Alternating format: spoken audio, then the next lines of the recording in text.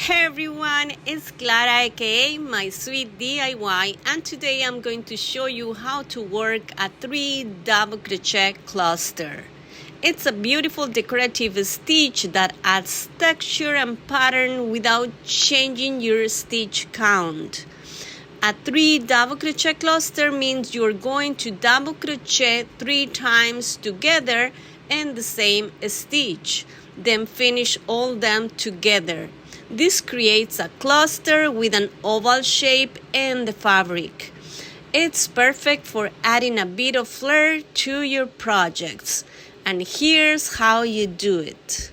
So you start making a double crochet in the indicated stitch. So we yarn over, we insert our hook. We yarn over, we pull through. Now we have 1, 2, 3 loops in the hook. Now we yarn over and we pull through 2 loops. And at this point, we don't finish the double crochet, but instead we start with the second double crochet in the same stitch. So we yarn over, we insert the hook, we yarn over, we pull through. And now we yarn over and we pull through 2 loops.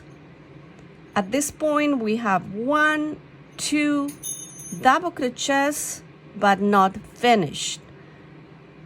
And we have 1, 2, 3 loops in the hook. And now we have to make the very last double crochet. We yarn over, we insert the hook in the same stitch, we yarn over, pull through, and now we're going to yarn over, pull through 2 loops. And now we have 1, 2, 3, 4 loops in the hook, and now it's time to finish them. So we yarn over and we pull through all 4 loops. And there you have it, a lovely 3 double crochet cluster. It creates an oval shape in your fabric and looks fantastic. If you like this video, please like and consider subscribing. It means the world to me. Happy crocheting and see you in the next video. Bye.